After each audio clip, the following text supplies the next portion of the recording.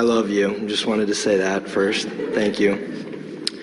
I would like to understand your perspective on to what degree we are distinct from the vibrational frequencies of others. And what I'm really trying to digest more is... To the degree of your attention to them. Next. Okay, yeah. I'm working through the idea of seeing Someone told Esther a joke last night. She liked it so much. Not really a joke, but it was funny. Lady lived to be really, really old, still alive maybe, who knows. And they asked her what her secret, she was 105, what is your secret to this long life? She said, minding my own business. And that is the secret to alignment, not letting what's going on with others and your attention to it and your distorted perspective of it be such a big factor in the reason that you offer vibration in the way that you do. We'll let you speak, but Esther really just wanted to tell that joke. I'm trying to reconcile that with seeing and caring about other people who are out of the vortex and creating a reality which is suffering. And I believe that, leading as an example of being in the vortex is a powerful way to saturate, I guess, the earth with that kind of feel. But is there anything that...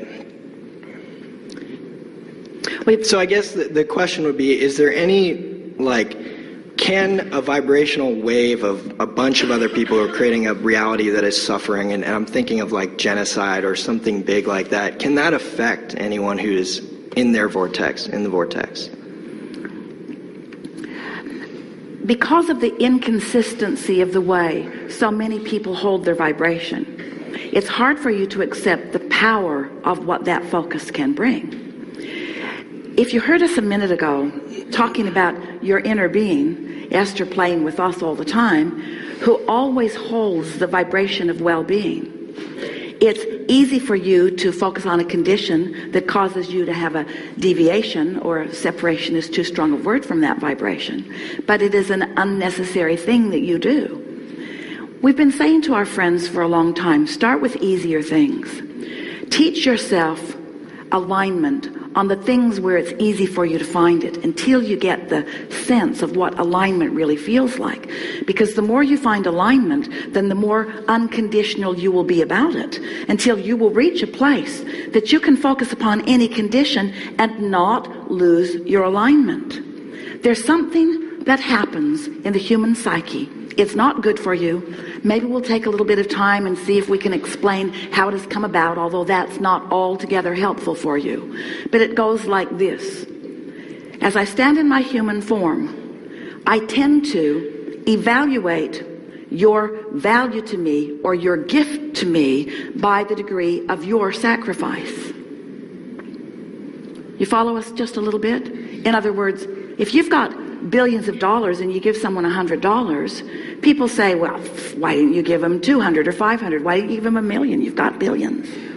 In other words, but if you sacrifice for it, then the gift somehow is more well received by humans, because they are not understanding for the most part. You forgot to practice for a while your understanding of this infinite flow of resources and well-being. So there is this human sort of wanting to divide up this pie. You've got this finite pie that you think is the well-being, and it feels to so many like if that guy is getting more than his fair share of well-being, then he might deprive somebody else of some well-being.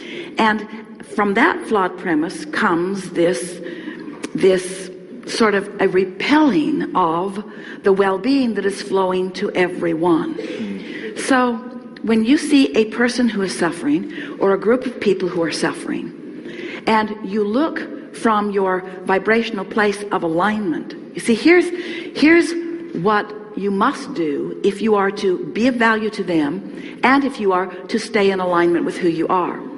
And unless you stay in alignment with who you are, you cannot be of value to them. If you're not connected to this stream, you've got nothing to flow.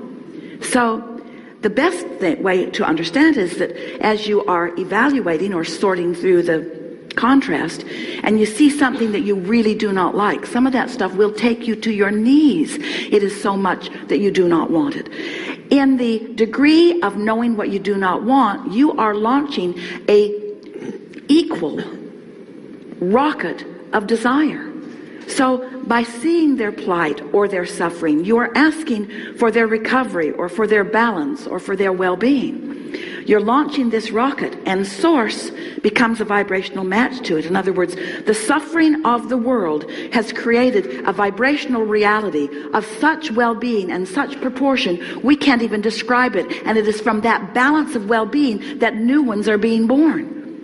But the ones who are here could benefit from this vibrational reality that you are all part of creating. But you've got to be in the vibrational vicinity of it, or you as an individual or as a part of mass consciousness do not realize it. You don't get to let it be part of your experience if you don't believe it, if you don't expect it, if you're not a vibrational match to it. You can't set your radio dial on 101 AM and hear what's being broadcast on 98.7 FM. In other words, the frequencies have to match up.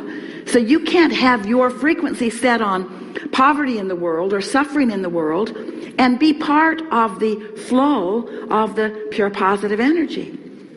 But here's the thing. You see, source is flowing to all of you, to all of them. There is a river, a stream, a powerful flow of clarity and abundance and well-being going to all of them. The question is, why aren't they letting it in? How is it that they've come to practice thoughts that hold them in a vibrational frequency? And you kind of ought to know that you're practicing thoughts that hold you in that frequency, because these thoughts that are holding you apart from the frequency of alignment feel so awful when you think them, you see. And so the best that you can do for anyone is to thrive in every way you can. And in your thriving, in your holding yourself in alignment, because thriving and alignment are the same thing, as you hold anyone as your object of attention. And this goes to the heart of your question. What can I do? What can I do, you said. When you're tuned in, tapped in, turned on, and you're holding someone as your object of attention, you are flooding pure positive energy all over them. Whether they can receive it or not is not something that you have very much control over. And they're going to look at you and they're going to say, but you're happy and I'm not. I need you to understand my plight. Otherwise, you can't help me. And you want to say, if I understand your plight, I will be a vibrational part of your plight. And then for sure, I can't help you. But they don't want you to be over there thriving. They want you to be over there suffering with them, because it's all they know. They're not sucking you in because they don't care about you. They're sucking you in because that's the momentum of what they've got going on. So you have to understand how this works. You have to decide if you want to be part of the wellness, if you want to be part of the abundance, if you want to be part of the solution. The vibration of a question and the vibration of an answer are very different frequencies. The vibration of a problem and the vibration of a solution are very different frequencies. So when you tune yourself by focusing upon things that make it easy for you to align, going as general as you need to go in order to align, and then tune in to who you really are, and then hold someone as your object of attention. It is our promise to you that if you can hold someone who you formerly saw as suffering as your object of attention, and you've practiced so well that you see them as thriving. That's what Jesus did. As you stood before him dripping your illness, he saw not your illness. He looked at you and he knew your well-being, and he knew it so powerfully and so clearly that your illness simply could not abide in his vibration. That's why he said, go forth and tell no one. Don't go home and talk about it. You'll talk yourself right back in to the frequency that was disallowing the wellness to begin with, you see. So it feels harsh to you when we say mind your own business. But what we really mean is tend to your own frequency and then. Tend to your own frequency and then. And you'll reach the place where you'll be so consistently filled with this stream of replenishing well-being. No depletion happening, just flowing through you, flowing through you, flowing through you. That when you see someone not allowing it, it won't upset your apple cart. It won't throw you off your game. You will be able to know their wellness even in their demonstration of their not wellness, because you know how it works, you see. It's like not one of you stands in front of your faucet. Beautiful faucets in this hotel. Esther was just enjoying them so much. And not one of you stands before your faucet when it's turned off and says, oh,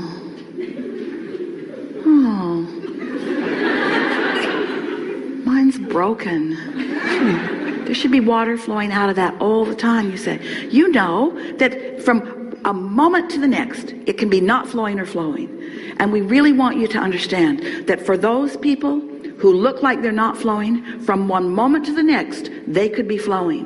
But if you see them as not flowing, then you are a perpetuator of that.